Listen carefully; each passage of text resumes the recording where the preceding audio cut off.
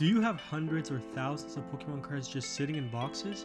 I'll share what you guys could do to turn them all into cash.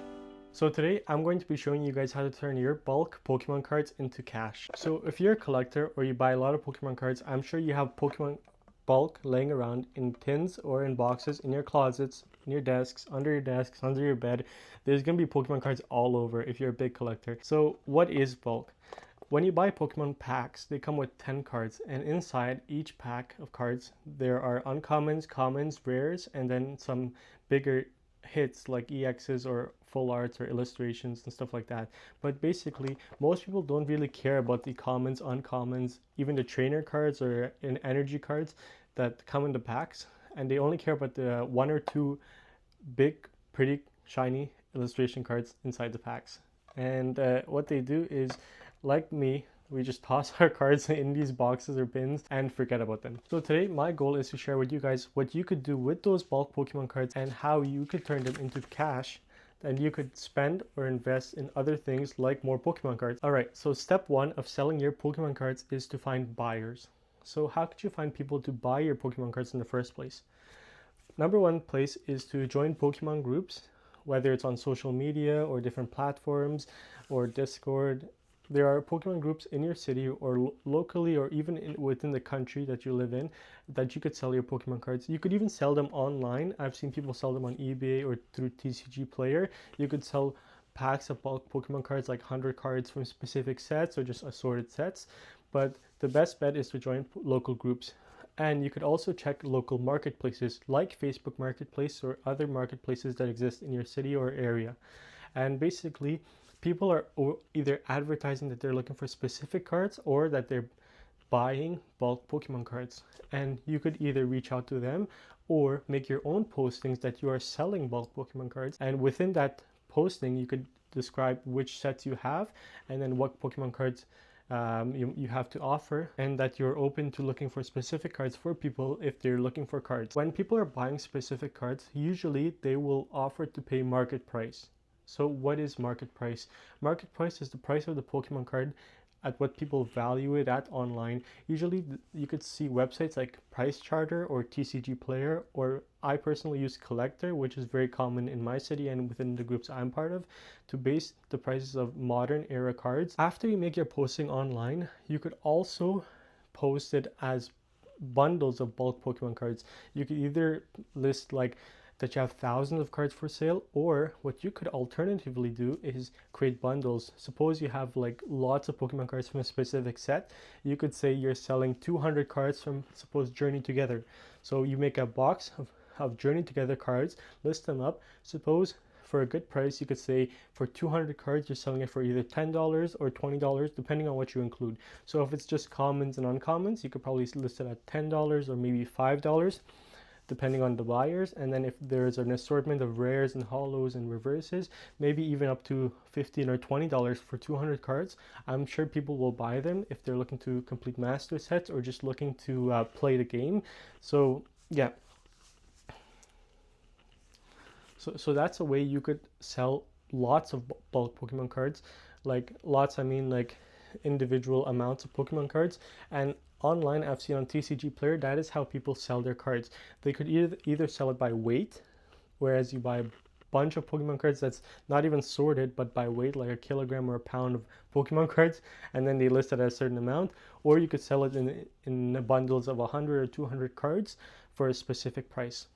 And then alternatively, you could sell sets of Pokemon cards like Journey Together, for example, or Destined Rivals that just came out. People are always looking to complete master sets of these cards, and they're looking for specific cards to complete their set.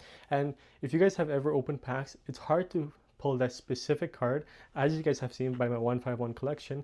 But cards, you usually, when you open packs, you get duplicates, and people don't want the duplicates, but they're looking for specific cards to complete a master set. Master sets are all the Pokemon cards that are within a set, and usually people are looking to complete them, and sometimes they're looking for specific cards, whether it's an uncommon, a common, or even a rare, that are harder to pull, or they just have not pulled it yet and they're willing to pay market price for them, so they'll buy it from you. Alternatively, I have seen people buying Pokemon cards that are playable. So if you guys didn't know, if you're only collecting cards, you might not know this, but people actually play the TCG game.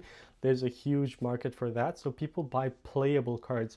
So these are cards that are good to play in the tournaments or either when you're playing the actual game, and it's hard to pull them. And when people play in tournaments, they create decks and they need multiple copies of certain cards. So they're sometimes willing to buy certain cards that are common or uncommon for a fair price. And usually this happens with the newer sets, but if you have bulk from newer sets and if you open like lots of packs from the brand new sets, you could always find buyers that buy playable cards and sell it to them. This also includes trainer cards. So recently I sold a bunch of trainer cards from that bulk buy that I did in my previous video. I had someone reach out to me that was looking for trainer cards, specific ones, like this Arvin from Scarlet and Violet that I'll show right here, but he was looking for specific cards, and these cards I didn't know but were worth a lot of money. So they're, I guess, are more rare to pull and are playable, so people are looking for them to either play or collect into their collection.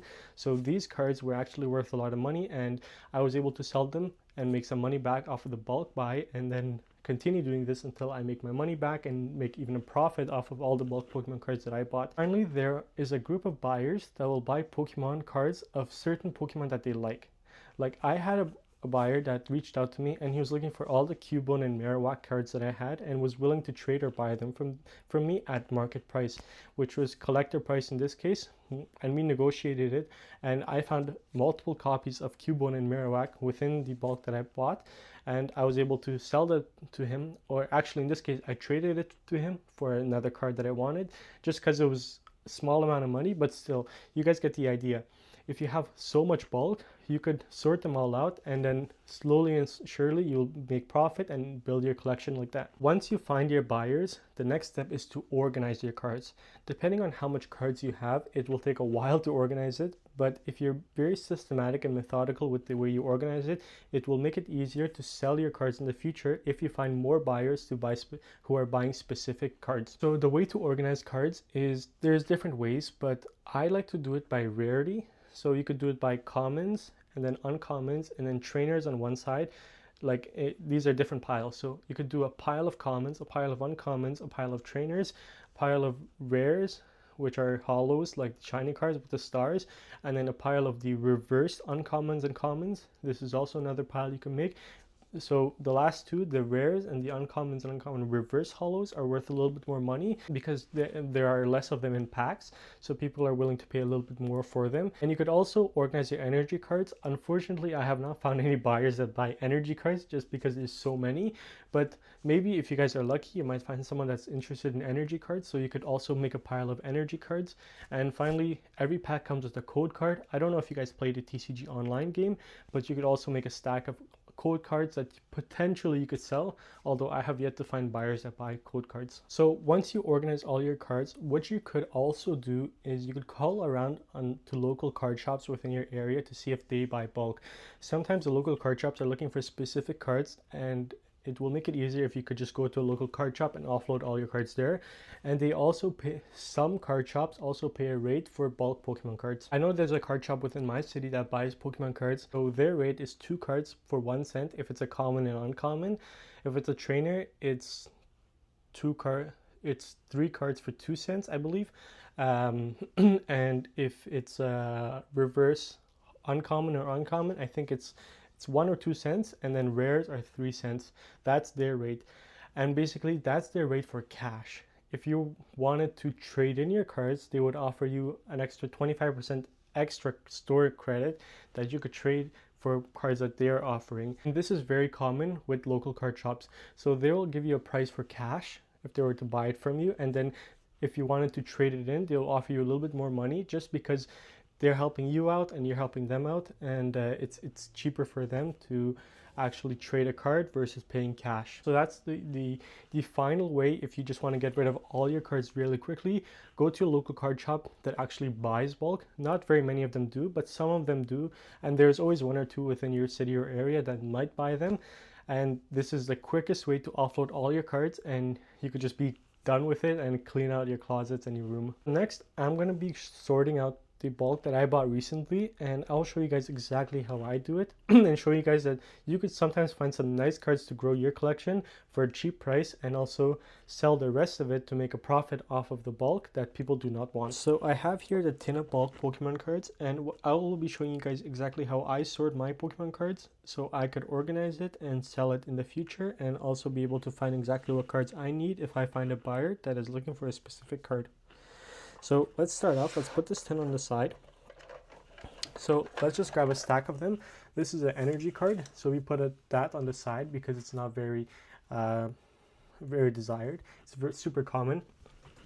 So this Mantine, that's a common. The circles are common. It's from the Surging Spark, which is the Scarlet and Violet era. So one other way, if you guys are not familiar with the newer eras, is the new era of cards all have the gray border, whereas the old era of cards, which is Sword and Shield or prior to that, all have this yellow border, which is very easy to distinguish if you guys have a lot of cards and you want to sort them out quickly. So these are both common cards, but I'm going to split them up because these are from different eras of cards and I do not want to mix them up. It's going to be a lot easier to find specific cards if I split them up by era and even further by set if you want to, but I don't have a lot here, so I'm just going to keep it by era.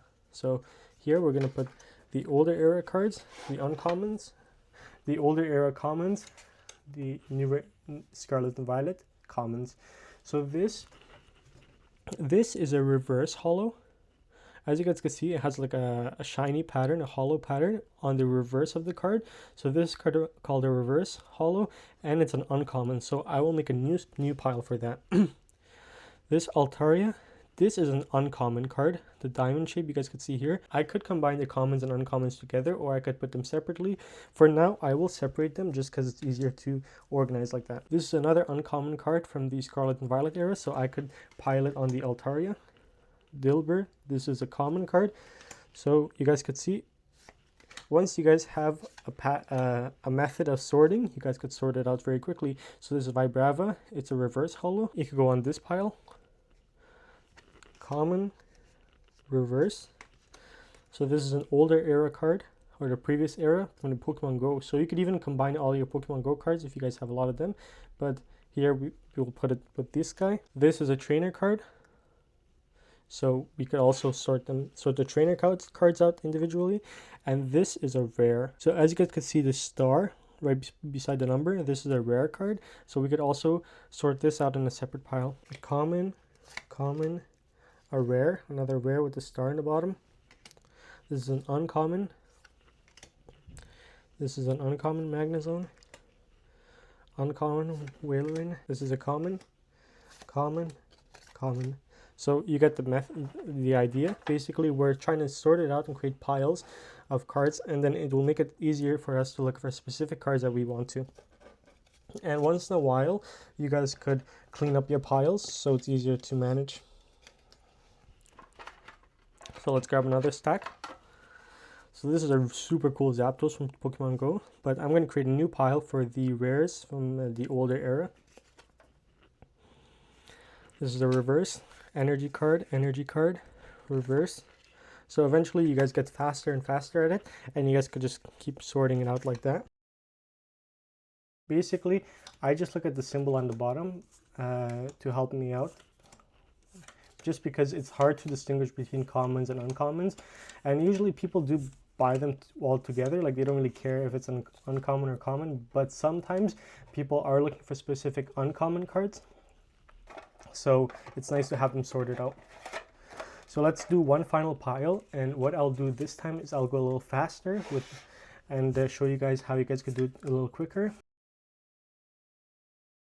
So none of this was pre-sorted, so you guys could see that it's all randomized, but once you sort it out, it's going to be a lot easier, and people will pay you more money because you will know exactly what cards you have and be able to find exactly what they're looking for. And eventually you could tell just by the card. If you see the same card over and over again, you could just tell what kind of card it is, and it makes it easier. And one other thing, like I mentioned previously, I'm going to make a new pile for the reverses from the older era. Lots of Pokemon Go cards in this bulk buy. Ooh, this is a super cool war turtle. Rare candy, energy. Look at that Pikachu. Very nice. Squirtle. The Pokemon Go cards are very nice. Okay. Look at that Blissey. So yeah, you guys get the idea. It's pretty quick once you guys get the routine, and it will save you guys a lot of time in the future when you're looking for a specific card. So I found out that this Bidoof from Prismatic is worth a little bit of money. So I looked through my bulk earlier and I found a bunch of Bidoofs from it. And apparently this is like a 30-cent card. So if I collect a lot of them, I could find a buyer that wants this and then I could sell them all to him and it will. So that's the idea.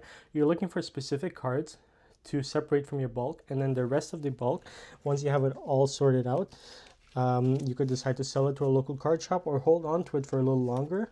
And because it is sorted, it will make your job easier in the future if you're looking for a specific card, or you find that a buyer is looking for a specific card. Maybe they posted in your local Pokemon groups that, hey, I'm looking for this specific Zapdos from Pokemon Go, and bang, you have it right there. It's sorted and you could sell it to them or trade it to them, and maybe by then it will be worth a little bit of money. And that's the idea basically. So always keep your cards sorted, and when it is sorted, it will help you guys in the future. So to end off the video, I wanted to show you guys the box of sorted Pokemon cards that I have. These are all bulk cards, but basically the idea is whenever I'm looking for a specific card, I know exactly where to look because they're either sorted by set or by rarity, or if they're older cards, they're here, and I have everything sorted out here. And I'm always looking to sell the cards, and eventually when I get sick of it, I could just go to a local card shop and offload all of these guys for some cash or trade. I hope you learned something from this video, and if you liked it, as always, please drop a like and subscribe, and thank you guys for watching.